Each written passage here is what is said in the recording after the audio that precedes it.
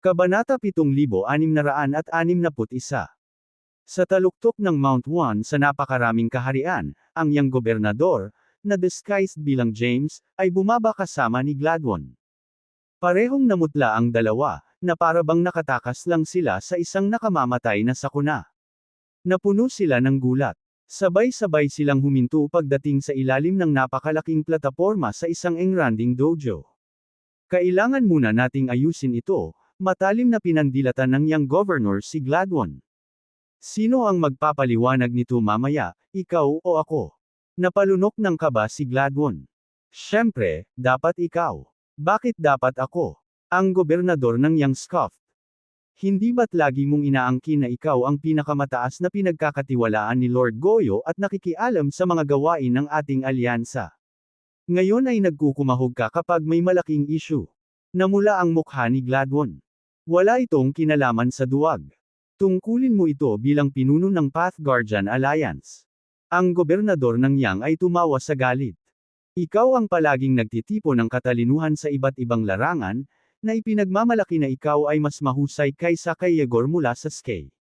Ngayon, napakalaking kaganapan ang nangyari, at ngayon mo lang sasabihin sa amin. You want to pin this on me? I'm telling you, absolutely no way. Kasabay nito, mabilis na umakyat ang gobernador ng Yang sa plataporma. Nang makita ito, nagalit si Gladwin. Hindi ka ba nagpapanggap bilang James? At least act the part. Hindi naman magiging duwag si James gaya mo.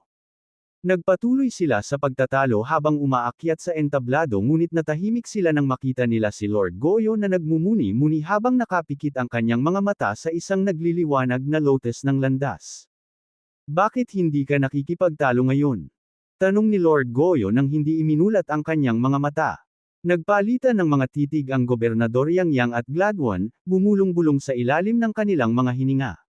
Galit na sumigaw si Lord Goyo, isang dakilang tagapagtanggol at ang pinuno ng Path Guardian Alliance, nag-aaway na parang mga asong baliw.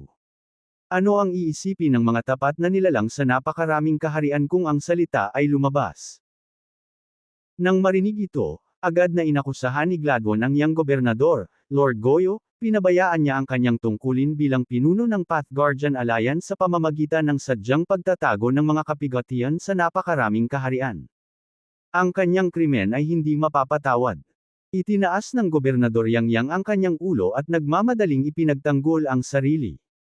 Lord Goyo, si Gladwin ang nagpabies sa kanyang tungkulin. Siya ang may pananagutan sa pangangalap ng katalinuhan sa iba't ibang mga kaharian, ngunit hindi niya alam kung kailan humiwalay ang Dark World sa Tai Chi World. Higit sa lahat, ang madilim na mundo ay tuluyan ng gumuho at naglaho ng tuluyan. Gayunpaman, itinago niya ito. Nag-aalalang tumutol si Gladwin, hindi, Lord Goyo. Teka.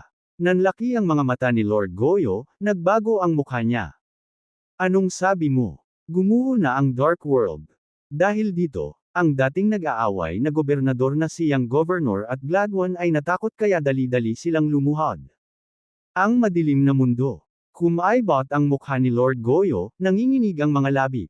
Sino ang may kapangyarihang sirain ang madilim na mundo?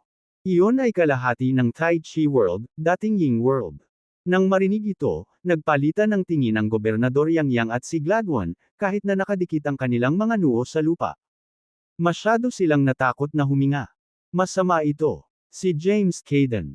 Biglang sumigaw si Lord Goyo. Siya siguro. Bumalik na siya mula sa Greater Realms. Bakit niya sisirain ang Ying World sa halip na pumunta sa atin? Iyon ang base niya, kung saan siya umangat sa kapangyarihan, kasama ang hindi mabilang na mga kamag-anak niya. Nabaliw na ba siya? Nang marinig ang halos masayang maingay na pag-ungol ni Lord Goyo, ang young governor at Gladwin ay nanatiling tahimik sa takot. Pareho sila ng hula. Sa buong Myriad Realms at Health L. Realm, bukod kina Tai at Yasmina, ang dalawang Xanadu Divine Beings, kahit ang Five Path Emperors ay hindi kayang ganap na sirain ang kalahati ng Tai Chi World. Bukod dito, sina Toji at Yasmina ay malamang na hindi bumaba sa mababang kaharian. Ang tanging paliwanag ay maaaring si James. Kabanata 7662. No wonder, sa wakas ay naunawaan ni Lord Goyo pagkatapos ng mahabang pagmumuni-muni. Malinaw niyang naalala na pabalik sa Yin's Void, si Jacopo, ang pagkakatawang tao ng Wait Arapat H. Sorremsia, ay biglang inutusan siyang ilipat ang lahat ng pundasyon palabas ng Dark World. Sa pagbabalik tanaw, ang lahat ngayon ay may katuturan. Malamang na nakita na ni Jacopo ang lahat ng ito. Nang mapagtanto ito, naramdaman ni Lord Goyo ang lamig sa kanyang gulugod habang ang malamig na pawis ay tumutulo sa kanyang noo. Sa kabila ng pagdududa sa pagkakakilanlan ni Jacopo bilang isang pagkakatawang tao ng Sorremsia ng Wait Arapat, sinunod niya ang kanyang payo. Kung hindi, ang mga kahihinatnan ay nakapipinsala. Pagbalik sa realidad, tumingin si Lord Goyo kay Yang Governor at Gladwin mula sa kanyang mataas na posisyon. Tanga ka, naiintindihan mo ba ang pagkakamali mo? Ang gobernador ng Yang at si Gladwin ay sabay na tumangala, puno ng takot ang kanilang mga mukha. Lord Goyo, I really didn't notice this. Wala akong ideya kung kailan nahiwalay ang Dark World. Lord Goyo, there is something fishy about this. Kung bumalik nga si James, bakit siya? Mga tanga. Si Lord Goyo ay nagwalas ng kanyang kamay, nagpadala ng isang sabog ng purple gold na liwanag na nagpabagsak sa gobernador ng Yang at Gladwin sa lupa. Yan ba ang sinasabi ko? Ang tinutukoy ko ay si Jacopo, iyong maling akusahan, ikinulong, at tinatakan. Sa mga salitang ito, ang dumudugong gobernador ng Yang at si Gladwin ay mukhang lubos na naguguluhan. Muntik na kayong gumawa ng mabigat na kasalanan sa akin, itingal ni Lord Goyo. Kung hindi dahil kay Jacopo, o sa halip, ang foresight ng pagkakatawang tao ng Wait Arapat H. Sorremsia, tayo ay nawasak kasama ng Dark World. Nang marinig ito, lalong nataranta ang gobernador ng Yang at si Gladwin. Nasaan siya? Hiling ni Lord Goyo habang tumatalon siya mula sa lotus ng landas para tumayo sa harapan nila. Dalhin mo agad sa akin ang Sorremsia ng Wait Arapat. Hindi, ako mismo ang kukuha sa kanya. Hindi, teka, nag-aalalang tawag ni Gladwin na nakatingin kay Lord Goyo. Lord Goyo, hindi ba ito isang pagkakamali? Ano ang kinalaman nito kay Jacopo? Bang! Bago siya makatapos, pinalipad siya ni Lord Goyo sa isang hampas. Nang makita ang nakakatakot na eksenang ito, ang gobernador ng Yang ay mabilis na itinikom ang kanyang bibig. Nasaan ang pagkakatawang tao ng Sorremsia ng Wait Arapat? Sigaw ni Lord Goyo. Sabihin mo sa akin ngayon, o gagawin natin. Lahat ay nahaharap sa annihilation kung Jaime Winay. Dumating.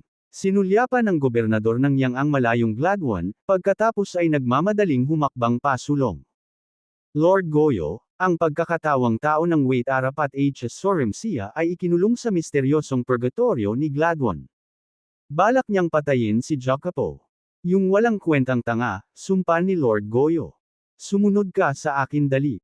Kung wala ang kanyang suporta, nasa awa tayo ni James. With that, inakyat niya ang langit. Ang gobernador ng Yang ay nag-alinlangan saglit, pagkatapos ay sinundan ng takot. Samantala, ang nagbabalik na si Gladwin ay napuno ng pangamba. Lord Goyo, huwag kang mahulog sa trick na ito.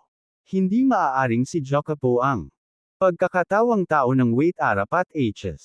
Sorremsia. Anak siya ni James.